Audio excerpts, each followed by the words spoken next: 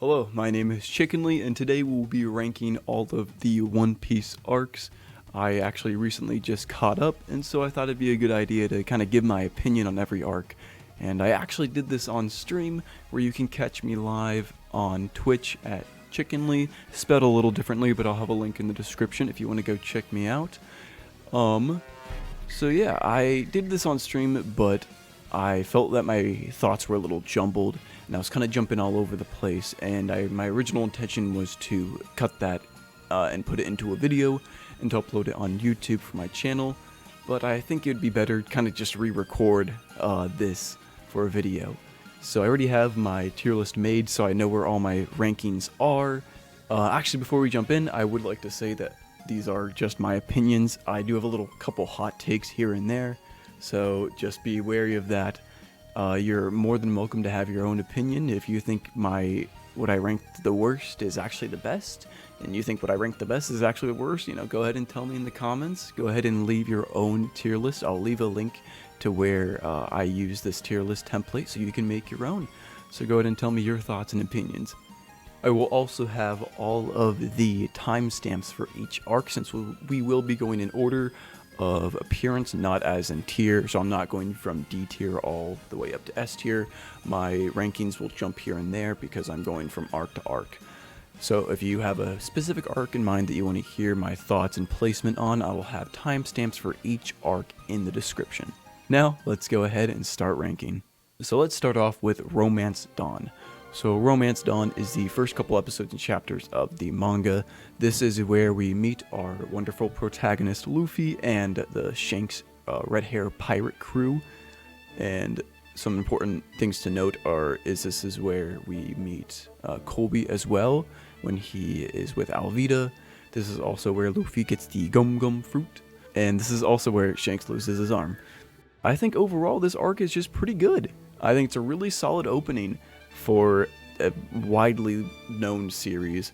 I've had issues with other series in the past where their first arc or two are kind of just boring to me, and so it's hard for me to get into it. I feel a common example is Yu Yu Hakusho. It might be a bit of a hot take, but I think the first arc in that series was really boring, and so it was kind of hard for me to get into it at first. Where One Piece, I feel that this arc was a good forward entry into the series, and so it wasn't super hard to get into. So I'll go ahead and put Romance Dawn at a solid good tier. Actually, before we go moving on, I should probably explain the tiers. That is my mistake. So instead of doing a normal S, A, B, C, D, that kind of tier, I found that it was kind of hard for me to rank them in that way. I know it sounds a little bit weird, but I decided to go ahead and do this kind of tier list instead. I know it might be a little out of the ordinary, but it helps me rank them better. At the top we have the best. This is saved for my personal favorite arc, but I think it's the best arc of the series. Then we have the GOAT tier, which these are just phenomenal arcs. They have little to no problems with them, and I believe they are the highest points of One Piece. Then we have the fantastic arc, or fantastic tier, where this is similar to the GOAT tier, where these arcs don't have a lot of problems with them, but maybe necessarily they don't reach that same kind of high that the GOAT tier do. Next is the Great tier, where there's problems here and there, but they're still relatively great arcs. They're good arcs where they're really good. There's a little bit of problems maybe, and maybe they just aren't going above and beyond, but they're just overall good arcs. Then we have the solid tier, which it might sound pretty similar to good. I feel like solid and good might sound a little too similar, but solid is more of, these are arcs where maybe they don't have a lot of problems with them, but they just don't really have much going for them, maybe I'll say. Maybe they have some cool moments here and there, but overall they're kind of just solid arcs, I don't know. And then finally we have bad/boring. I think there's very little bad/boring arcs in One Piece, but this tier is reserved for them. And so now that we move on to our next arc, Orange Town, this is not one of my favorite arcs. I think it is actually going to be our first entry into the bad/boring category, or tier. There's just not a lot going for it. This is where they go to the Orange Town, they find Buggy D Clown, they find Nami, she unofficially joins. We got the little dog side story, which was a little bit emotional. we get the fight between Luffy, Zoro, and Buggy, and it just wasn't super interesting. I wasn't really a fan of Buggy. I didn't really start liking his character until much later on, and I think this is just not a great arc. It just doesn't have a lot going for it. So let's go ahead and move on to the next arc, Syrup Village, and this is actually going to be our next entry into the bad/boring. Now, I know Syrup Village is not a very beloved tier or a beloved arc, so it might not be very controversial for me to say that it's not my favorite. It just doesn't have a lot going for it. I feel that Usopp, while now is one of my favorite characters, but in this arc, I just felt no connection to him. I felt he was kind of annoying. I wasn't really a big fan of him, and I also felt that this arc just kind of dragged on longer than it should have. We did get the Going Merry. Usopp did join the crew, and while he wasn't my favorite at the time, he's grown to be one of my favorites now. Also, the fight with Captain Kuro was pretty good. It just went on too long. Also, with Captain Kuro, I think his plan was kind of just stupid and didn't really make any sense. We also had Michael Jackson that came in for a little bit. I think his part in the forest where he's taking on the Usopp pirates, the little kids, and then, forgive me because I cannot remember her name off the top of my head right now, but basically Usopp's girl, you know? She basically kind of takes him on instead of it being like Usopp comes in at the last second to save the day. I thought that was kind of a good twist of story there, kind of doing the unexpected with her actually, you know, taking him on. So let's go ahead and move on to the next arc, Baratie. I hope I'm saying that correctly. This is the Sanji arc where we first get introduced to him. The crew venture to his restaurant where they finally meet him. We get some of the Don Krieg and cannot remember his name right now. The dude with that came in first, and he's like, I'm starving, I'm a pirate, please feed me. And then everyone's like, fuck you, no, get out of here. And then Sanji's like, yeah, I'll feed you, man. I think that moment was such a great point for Sanji. It kind of showed his character that he never wants anyone to go hungry, no matter what kind of connection he has towards them, no matter how unlikable or maybe it's their favorite person. It doesn't really matter to Sanji because he'll feed anyone who is hungry because no one deserves to starve. This is also the first glimpse at Sanji's backstory, which I thought was very sad. It was very emotional. Had some great fights. Had Mihawk, Hawkeye, come in at the end for the Zoro fight, where Zoro just gets obliterated. And I think overall, this is just our first great arc. Don Krieg is not the best villain, so might knock it down a peg. But yeah, I feel like there's not really anything substantially wrong with this arc. Just overall a really great arc. Then we get to Arlong Park. I think Arlong Park is a fantastic arc. It has the emotional backdrive with Nami's backstory and the fishman racism, you know? I feel that I knew this was going to be an important arc and a good arc going into it. There was just some arcs before I started One Piece that I knew were kind of talked about. They were the good arcs that everyone talked about, and this is one of them. We had the great fights with Arlong versus Luffy. We had Luffy destroying Nami's room, which was a very emotional moment. We did have Luffy drowning for a bit, which I felt went on a little bit too long. I should say, these are all mostly manga. I was watching the anime up until after Arlong Park. So after Arlong Park, I have been moved on to the manga. So just keeping that in mind for maybe some pacing issues here and there. But overall, I think this is just a fantastic arc. I don't necessarily think it's a GOAT arc. I think people rate it maybe a little bit too high in my opinion, but I think it's just a fantastic arc. I think this is the first point in any person's One Piece journey where after they finish this arc, they're like, this is what One Piece is. This is what people talk about. This is what people praise. Next up, we have Lougetown. Lougetown is a very, I will say, solid arc. It has a lot of cool moments with Luffy's execution and him being saved by the lightning bolt. We have Smoker's introduction. We have Zoro getting his new sword. We have Dragon's introduction. We have Alvida's and Buggy's reintroductions. And I think it's just a really solid arc. Next we have Reverse Mountain. Reverse Mountain, I want to say again, is just another very solid arc. I don't think it's necessarily above Lougetown, so I'll put it behind it for now. These tiers will be ordered, by the way.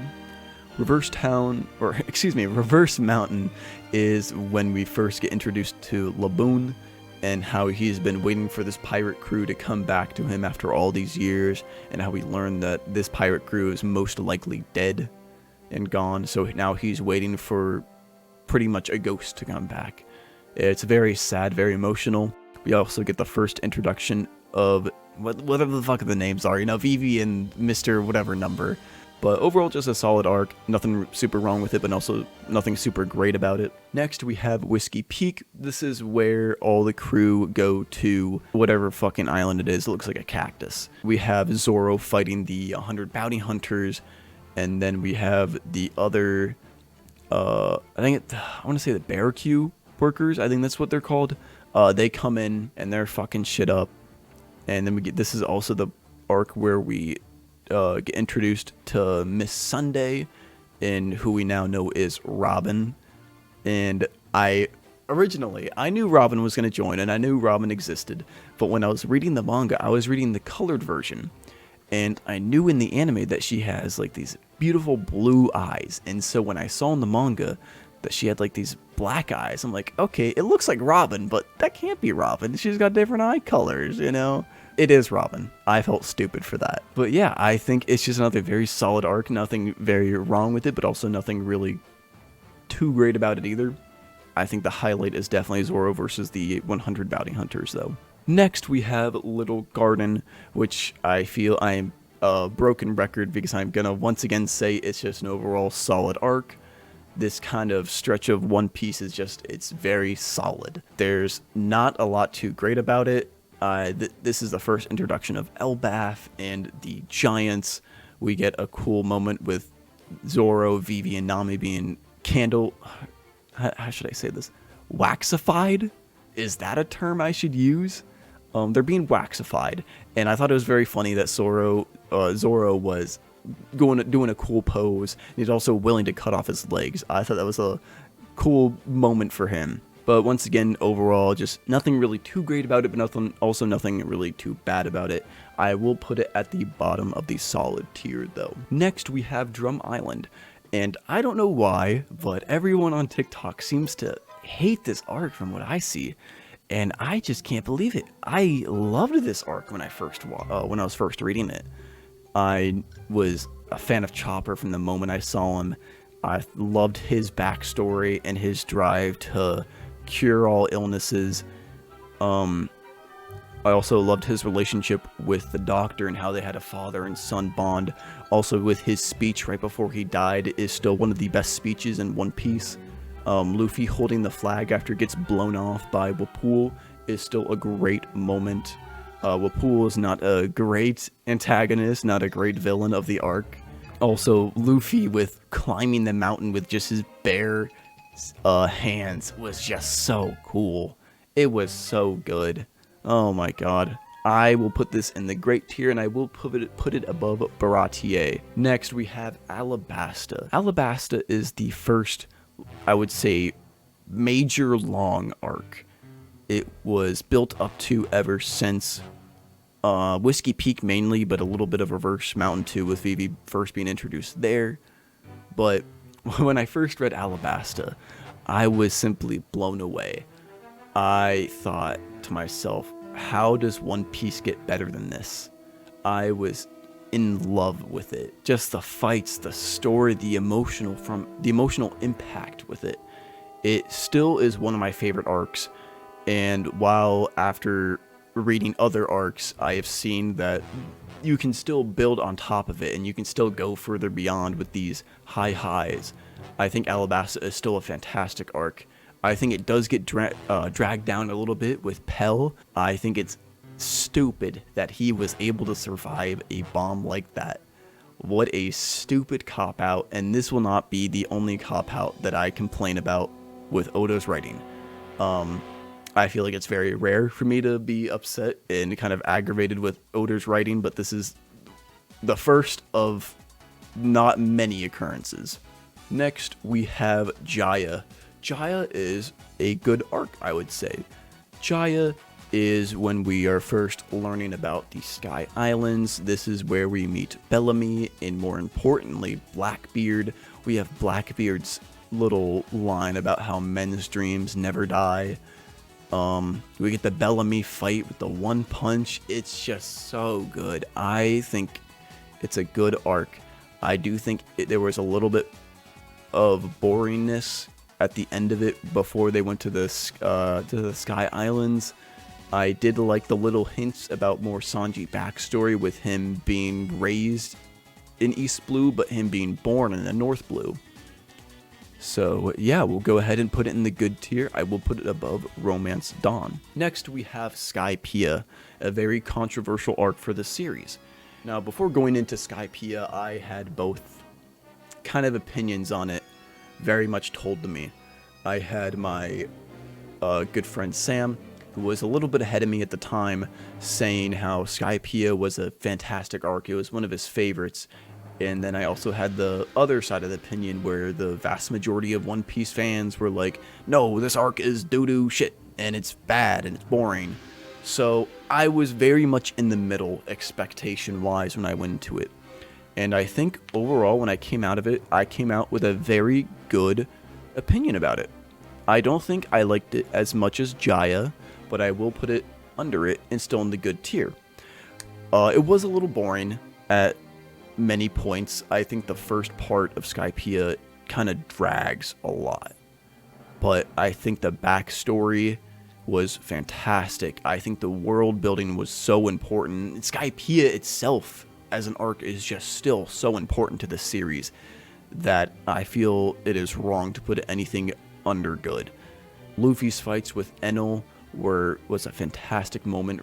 Luffy ringing the bell was simply fantastic, but it does get dragged down by that very slow pacing and the very boring feel to it at the beginning.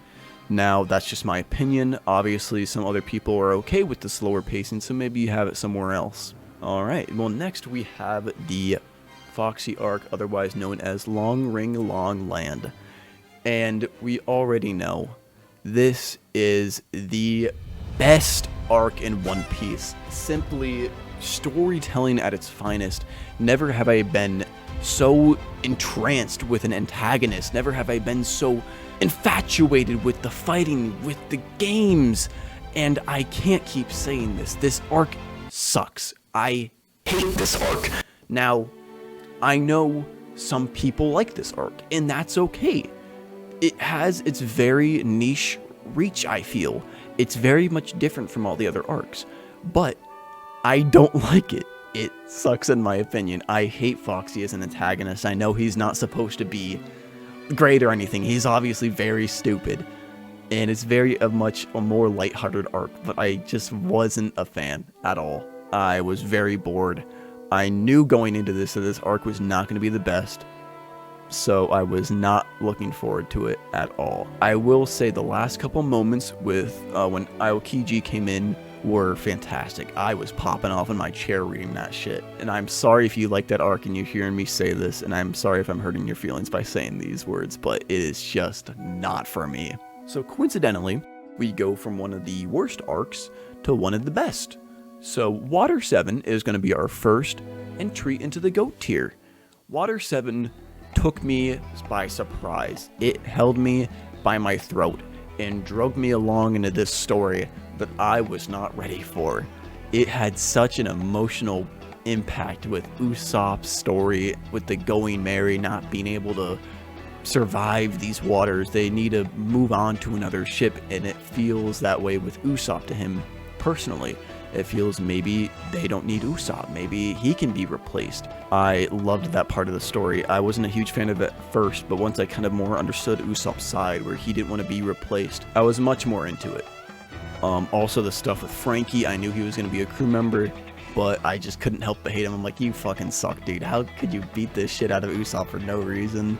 But by the end of it, I was just blown away. The stuff with Robin, how she betrayed the crew and went to go assassinate the mayor. I while it looks a little obvious now, I was not expecting the shipwrights to be the CP9. I was caught way off guard with that. And it has the train at the end with the great fights and how Sanji went onto the train. I just was not expecting such a great arc to come out of this. Overall, this arc is just goated.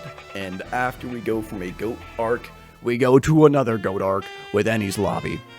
I think Enies Lobby is one of the best arcs in One Piece. Now, I knew going into One Piece that Enies Lobby was a very beloved arc, and I had high expectations. I was very much expecting greatness, and I was not disappointed. This arc is fantastic. The storytelling, the fights, I keep saying the emotional impact, but it just, with each arc, man, it just has that emotional grasp on me with Robin. When she first joined the crew, I'm like, she's kind of just there, you know, she's not one of my favorites, but she has grown on me so much, and Enies Lobby is a very much big part of that, with her backstory, with her saying "I want to live" is still one of the most iconic moments in One Piece. Luffy saying "Soja King, shoot that flag down," iconic. The Going Merry burning alive, iconic. Luffy versus Lucci, iconic. This arc is iconic. Iconic is the one word to describe this arc. Oh my god. I just can't get over this arc. This arc is simply goated. I loved all the fights.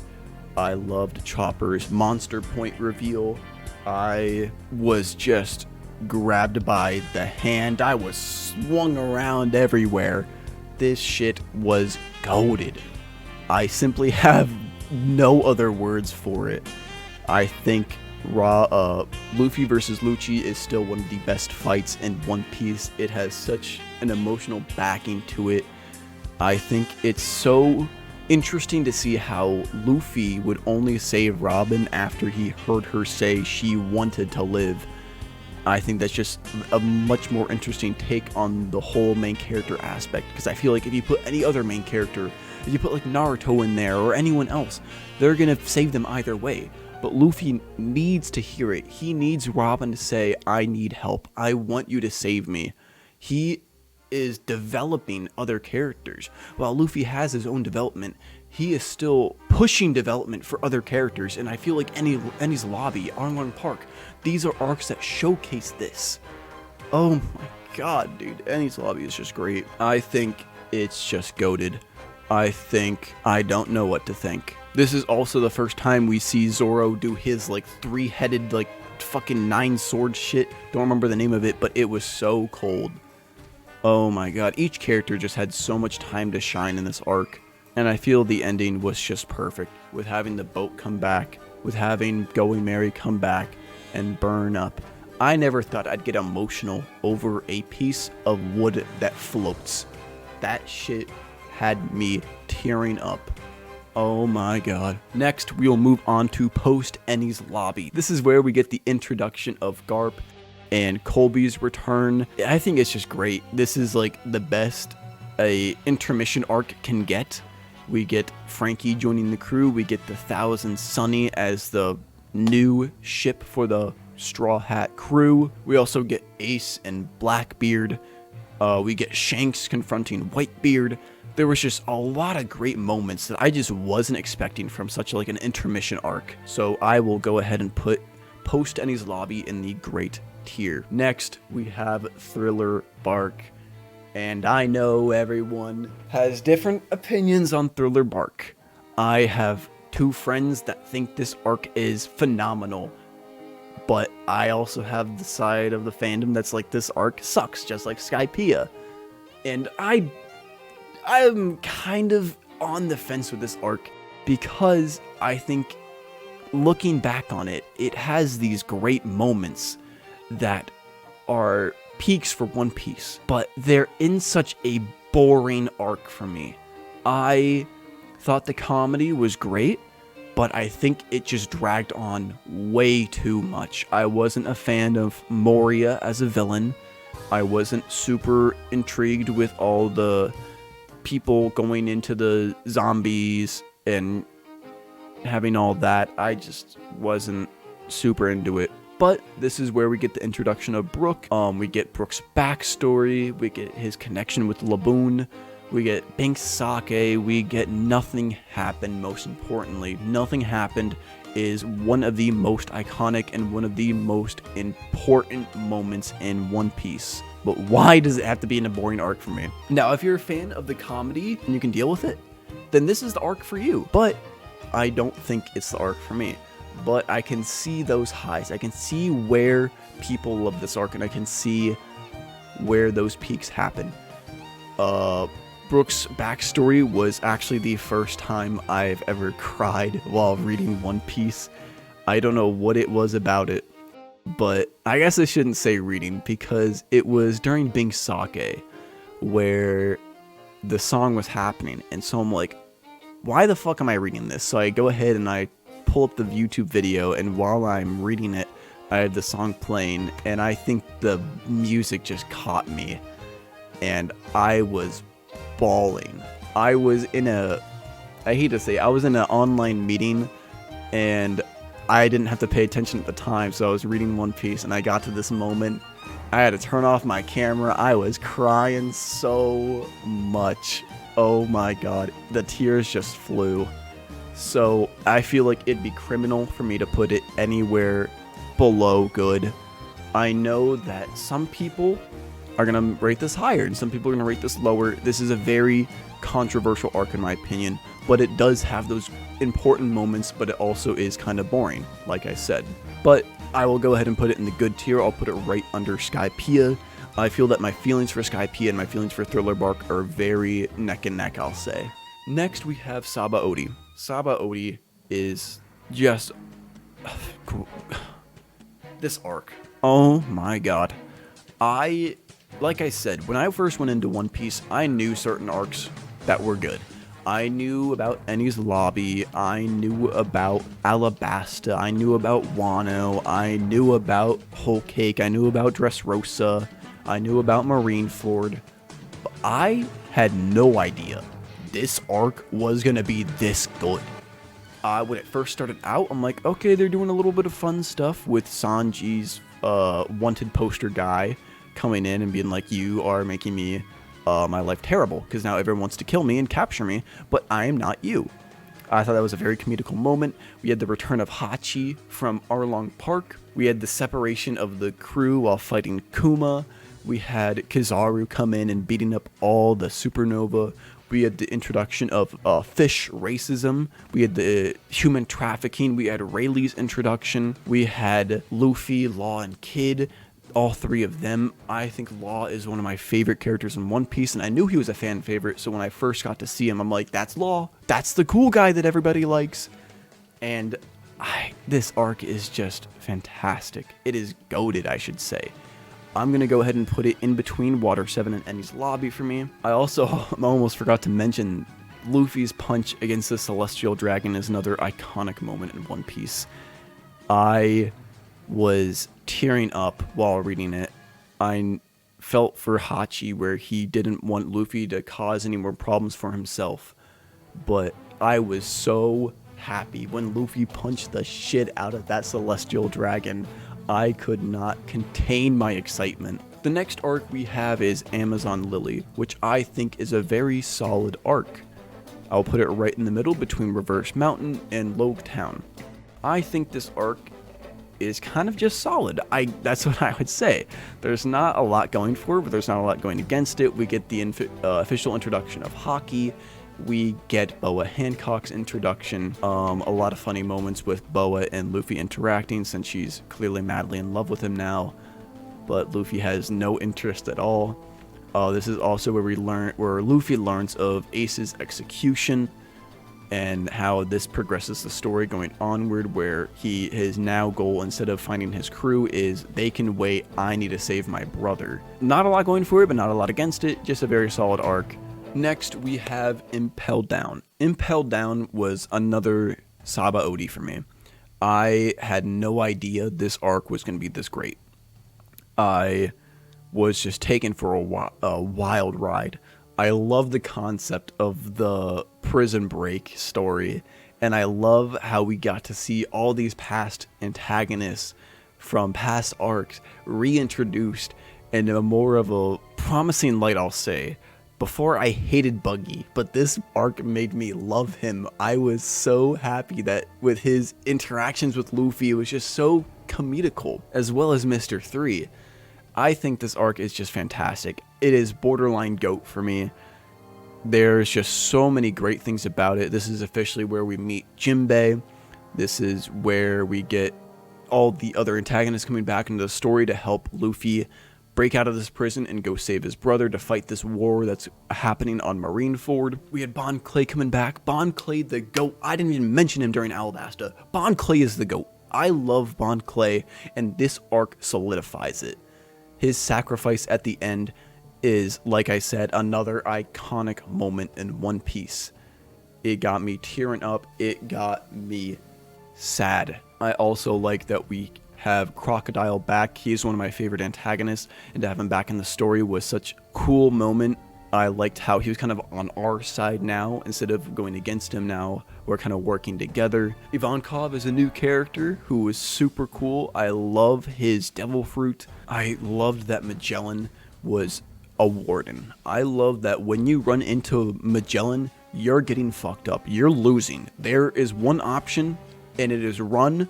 And if you don't get running, you're dying or you're getting captured. There is no winning against him, and I think that works so well for this kind of prison break arc, because if Magellan was any more weak or any kind of a pushover, this arc would not have worked. I also like that Blackbeard came down. It was very mysterious. We didn't know exactly what he was planning, why he was there. Any moment I see Blackbeard, I'm just super intrigued. I just want to know more about him. The next arc we have is Marineford, and I think it's going to surprise no one when I put this in the best tier. Marineford is an arc like no other. This is just such a climactic point for One Piece. It is the climax of the pre-time skip. Every arc that we have been through was building to this moment.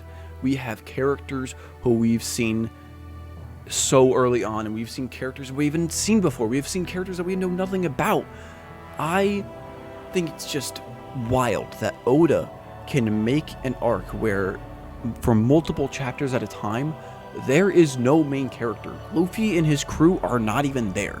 These are characters that we are just now learning more about, like Whitebeard, and I am so intrigued. I think Whitebeard is just a fantastic character. I love that his kind of drive, it's not finding the One Piece, it's finding and making a family of his own. I also enjoyed seeing all the warlords being summoned. You just know it was gonna go fucking down. I loved it when Luffy's crew fucking dropped from the sky when Luffy went up against the 3 admirals. I loved it when they freed Ace, and then he fucking gets obliterated. Everything about this arc is just perfect. There are no flaws with this arc, I believe. We get some cool characters like Marco. We get some cool shines from other characters like Mr. 3 making the key for the handcuffs. And I love Garp in this arc, because you can feel the emotional impact with him. You can feel how he doesn't want to do this, but he has to. This is the path Ace has chosen, and this is where it's led him, and that's what it has to be. I love that Colby came back for a little bit, and he was like, I'm gonna stop you, Luffy. Gets fucking decimated. I feel like Jinbei shines so much. I didn't even know he was gonna be so important to this story. It was just so good.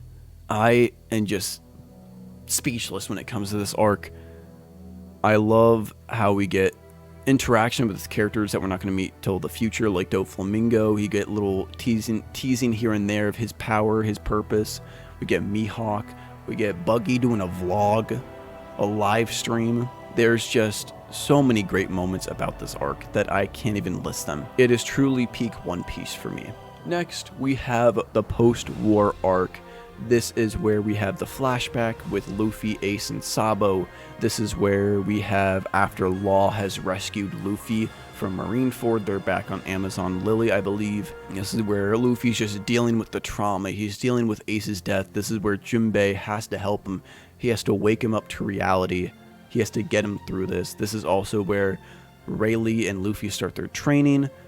I think this is a good arc. I would put it above Romance Dawn. I wouldn't put it above Thriller Bark.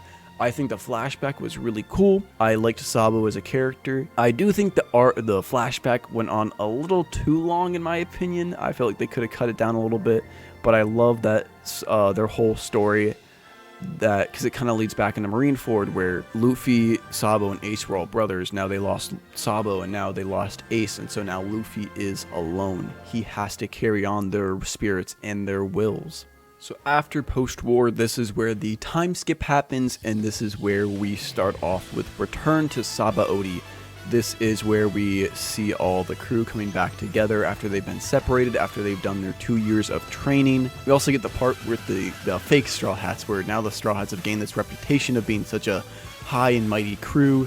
Now people are riding that kind of hype train for them and stealing all their clout, you know? I think overall it's just a solid arc. I'd put it right below Amazon Lily.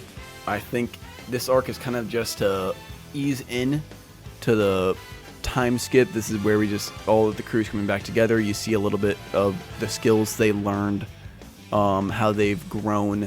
We see Luffy taking on Kuma, just dodging like it's nothing. Yeah, just an overall really solid arc. Next we get to Fishman Island, and this is another arc that was not too keen on me when I first read it. It's very slow and it's kind of long. This is an arc that's been built up ever since, I believe, Thriller Bark? Maybe Sabaody. I feel like it just did not live up to the hype of having all those arcs build up to it, and then they kind of push it off to the side, like we can't go there yet, and then coming back and be like, alright, it's time to go. It just kind of felt boring. Hody as an antagonist just feels like a less intriguing and intimidating Arlong. I did like the stuff with learning about Joy Boy, and that especially leads into more stuff with Wano. We learn more about Shirahoshi and how she's actually one of the ancient weapons Poseidon. I think that was really cool. This also builds up with Jinbei and the flashback with Fisher Tiger, and how his philosophy on we need to have a good connection with humans, and how he kind of changed that in the end, but how Jinbei wants to be that bridge of making peace with humans, bringing the fishman up to the surface. It was just really cool, and this is officially where I believe Luffy asks him to join, but he's like, I can't right now, I got some business to take care of. This is also the introduction of Big Mom, and how Luffy just said, I'm not gonna kill you, whoa, I'm gonna come after you. I think it's kind of boring, it's a little long, but overall it's a very solid arc. Next we have Punk Hazard. Punk Hazard is another just good arc, I would say. I'd put it right in between Post-War and Thriller Bark. This is where we start setting up more of the post-time skip arcs. This is where we learn about Kinemon and Momo, learn more about the land of Wano that we first heard back, I want to say in Thriller Bark, but it may even go back further. I think it was super cool for the islands to be completely configured from the fight against Aokiji and Akainu, how one side is all lava and heat and fire, and the other side is now a frigid ice land. I think it was just super cool to have that. This is where we learn about the production of the Smile Fruits. We have the reintroduction of Law. This is where Law and Luffy make their alliance. This is where they make an enemy of Doflamingo by taking down Caesar Clown and freeing the children who were being experimented on. Smoker comes back for a bit to team up with Luffy, which I thought was really fun and cool. Overall, just a really good arc. Felt like it dragged a little bit, but I feel that it still had some really cool moments to make up for it. Next, we have Dressrosa. Dressrosa is a very controversial arc. I hear people praising it. I hear people shitting on it.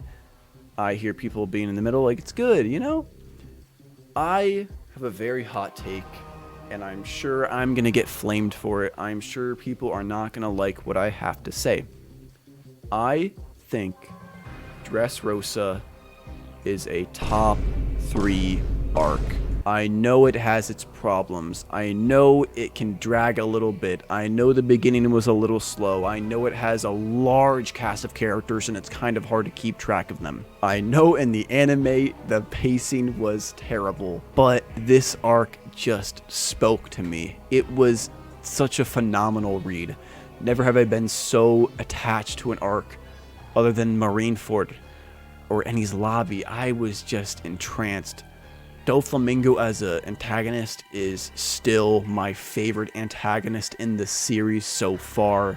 His backstory connecting with Law's backstory was just fantastic. Law's backstory was probably my favorite backstory. It's just so emotional. It's just so fantastic. Senior Pink's backstory as well, that was another time I cried while reading it. I didn't expect to cry at a guy who dresses like a baby. I never expected to cry to him. He had some great fights with Frankie. We had God Usopp saving everyone from being turned to toys forever. We had the Coliseum, which was kind of just like a mini tournament arc, which I thought was really fun and really cool. I loved like the gladiator free-for-all kind of feel. I also liked how the prize was Ace's fruit. I thought the comedy with Lucy was really funny.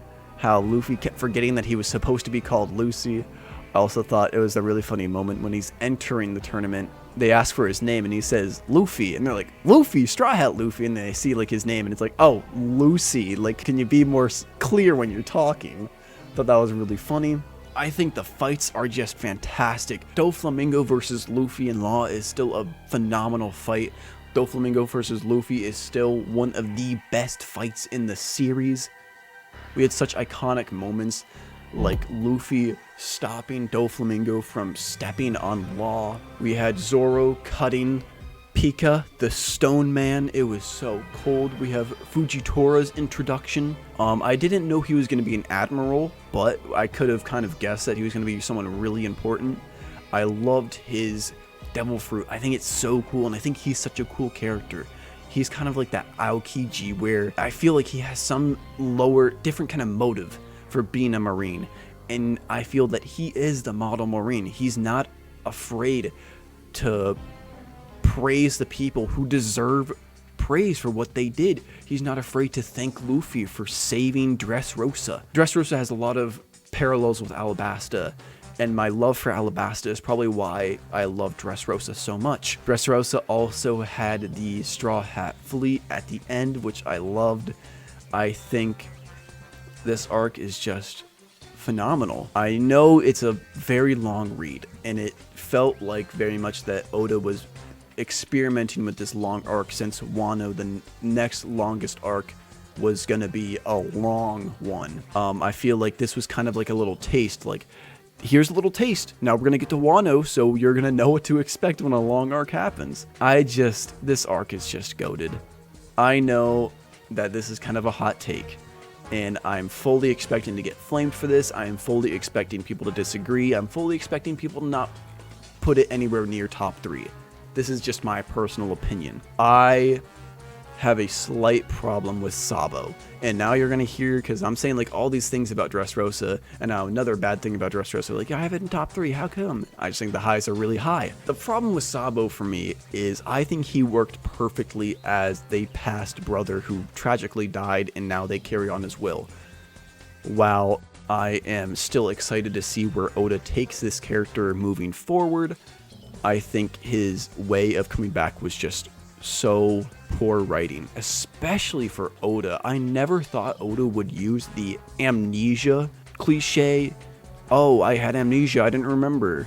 I think it's also dumb that Ace just never knew that Sabo was alive and that he was the number 2 of the Revolutionary Army. I understand Luffy, he probably doesn't read the paper, he probably doesn't keep up, but with Ace being one of the commanders on a Yonko ship, he should know who the second in command of a revolutionary army is. While Sabo's introduction I was not too fond of, I'm still fine with his character. I do like how he got Ace's fruit, kind of like carry on his will and spirit. I am looking forward to what Oda has in store for Sabo, But for that time being in Dressrosa, I was not a fan of how he was so lazily reintroduced, I should say. Next, we have Zoe. Zoe is, I will say, a good arc. I'll put it right above Skypiea, in between it with Jaya. We get to learn about the minks. We learn more about the samurai. Razo is safe is a fantastic moment. I was not expecting it. I was like, these dudes are gonna hate the samurai when they show up, and they're like, yeah, my buddies, what's up? It was awesome. It was so cool. I loved how the stuff with Sanji, how he went off to protect everyone. Overall, it's just like another really great intermission arc. We learn more about the voice of all things. We learn more about the poneglyphs and the laugh tale. It's just a really great world building arc. Next, we have Whole Cake Island. Whole Cake Island is a fantastic arc. I'm going to put it right between Impel Down and Alabasta. This arc is just fantastic. I love Sanji's backstory. I was bawling while reading it. I never expected him to go through such tragedy. While Big Mom is not my favorite antagonist, I did like the story. I liked the wedding plot. I liked how Sanji's family was like a group of assassins or these like military figures who are strong and powerful, and he never wants to be associated with them. I do think it dragged a little with like the forest when they went in and they couldn't find their way out. I do think it was dragging a little bit at the end, and while it did have an open-ended ending, I think that's an okay way to end an arc. I'm perfectly fine with the arc ending open-ended. We learn more about it later. I love how Jinbei was how Jinbei came back. I thought it was so cool how he just told up Big Mom like, "Hey, I'm gonna go join the Straw Hats," and she's like, "All right, life or death," and he's just like, "Life. You're not gonna kill me. I'm good. I'm not afraid of you." That was just so cold. Luffy fighting Sanji and saying, "I'm not gonna leave this spot until you come back to the sunny with us." It was just so good. Oh my god. Luffy teaming up with Capone, doing a little mafia assassination attempt. Luffy versus Katakuri is probably the best fight in One Piece. It was just so beautiful. The parallels, the mirroring of Katakuri and Luffy, and how perfect it takes place in the mirror world. Luffy smashing the mirror so he can't come back, making like, "Hey, I'm trapped in here with all of you. I'm taking you on. I'm committing. I'm getting my crew out of here." Was just fantastic. This is the arc that I started loving Brook. Brook was the MVP. He took on Big Mom himself. He got the poneglyphs copied. This man was crazy, this arc.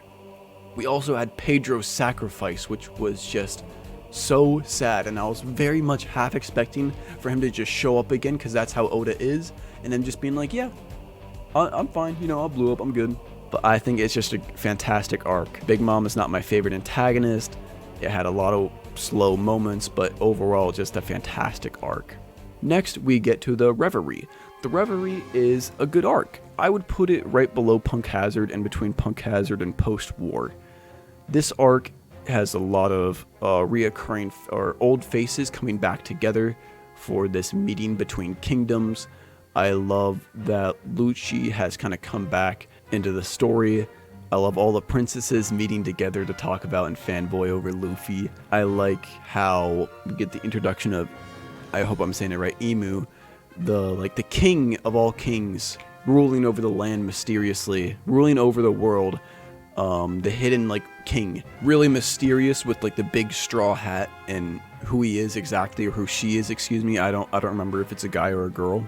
Just a really cool arc, really some really good world building. We had Sabo and the Revolutionary Army coming in. It's another arc that had a very open-ended ending. But I'm really interested to see where it goes with it.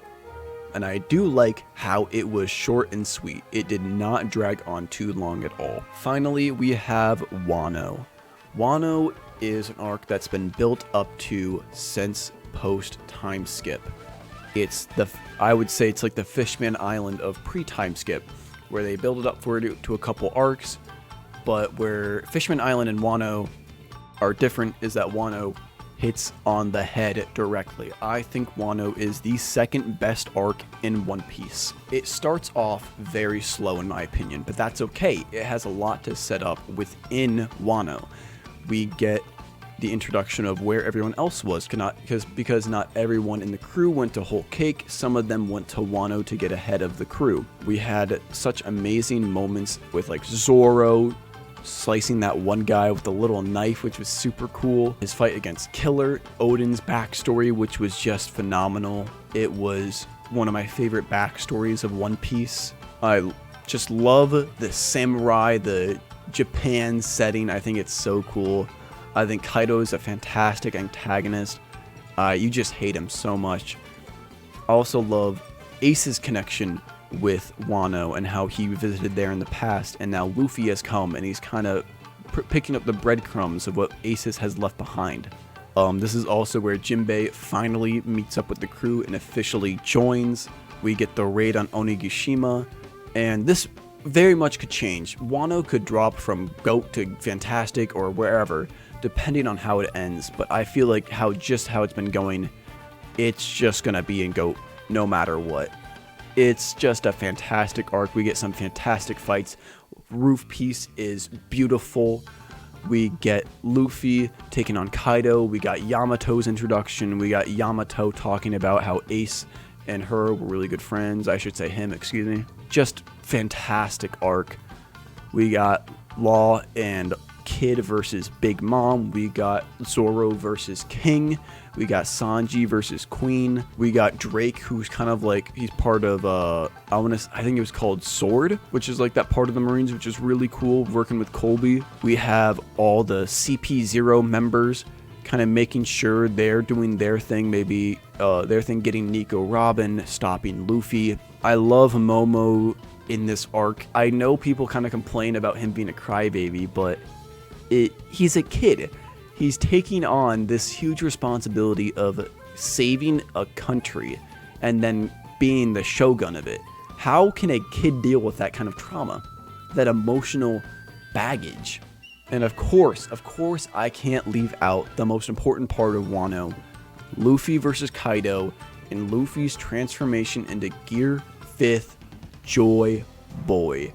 What a wild ride. It's still going on in the manga right now. It's crazy right now. These are highs that I never thought I'd see. And I love how Wano is still setting up for future arcs. It's setting up for a war arc in the future. Like, what's next? Where are we going after Wano? We need to go to Elbaf. We need to go to all these places. Wano is just fantastic. It's goated. It's phenomenal. I do think the stuff with Big Mom, little amnesia part, was a little jarring to me. We also had like the Ice Oni disease, which was a little boring to me. I do like the prison break again with Impel Down. It kind of reflects into Wano, especially with Marineford also reflecting into Wano. The stuff with the smile fruit, how that little village can only smile and laugh now. They can't even show sadness. It's just depressing what Kaido has done to this country, and it makes you want to beat him so bad. Such an unstoppable Yonko will be dethroned by Luffy, and I cannot wait for it to happen. Wano is just a phenomenal arc. I keep saying it, and I will keep saying it. I'm excited to see how Oda ends it. I'm excited to see where this arc will go afterwards, where the story will go afterwards, and I'm sure after One Piece is done, I'll do another tier list and re-rank all these and feel how my feelings has changed. So yeah, this is my final ranking. I am very much prone to opinion changes. I am very bad at keeping the same opinion. I always think of new stuff. I'm like, oh, that was cool, or like, oh, that was bad. So I'm always changing. So this could very well change in the near future. These are just my feelings at the current moment. I'm sure once Wano ends, maybe its placing will change. Maybe it'll be the best arc. Maybe it'll go down a tier. Who knows? So, as you can probably guess, it's been a couple days since I started editing, and I have already changed some of my opinions. I thought about it a little bit more over these past couple days, and I've decided to change a little bit. Nothing huge, nothing fancy, but we're going to do a very quick lightning round for the final adjustments. So here we have our tier list, and we're going to go ahead and start bottom to top. The first thing we're going to change is in the solid tier, we are going to move Whiskey Peak to the bottom of good, and we're going to put Lougetown right in between Romance Dawn and Whiskey Peak. The next thing we're going to change is in the good tier, we're going to move 4 arcs up. We're moving Post-War, we're moving Reverie, we're moving Zoe, and Jaya. Alright, in the great tier, we have, we're going to do a couple adjustments. We're going to put Post-Enies Lobby in the fantastic tier. We're going to put Post-War at the top of great. I know it kind of seems a little weird. We're going from like mid to bottom of good tier to great tier. I think I was just a little bit harsh on it. I think just thinking about it more, I realized how great these arcs are. I'll put Post-War at the top of great. And the last thing in the great tier, we're going to move Reverie actually up in front of Drum Island and Baratie. And our last adjustment will be we are moving Impel Down from fantastic up to goat. I thought about it more. This arc is just goated. I love it so much. And yeah, those are my thoughts. This is the official final tier list for the moment, because I'm sure once again I'm gonna change my mind. I'm gonna have a change in opinion, but for the time being, as of today, this is what it looks like. But I'm very interested to see what you guys think. Go ahead and maybe leave your own list in the comments, or maybe just tell me what your favorites are, or what your least favorites are. But I appreciate you sticking it out with me. Thank you for watching. Once again, I am streaming on Twitch. I do some tier lists, I do some Minecraft, I game, I talk, I do whatever. So if you want to go ahead and hit that link in the description and go ahead and follow me there, you can catch the live streams there. I do plan on starting to upload maybe some VODs to YouTube, or maybe some clips, or just like edited videos of the streams, so you can see it also there. But anyway, thank you all for watching, sticking it out for this long length, and I'll see you in the next video. Thank you.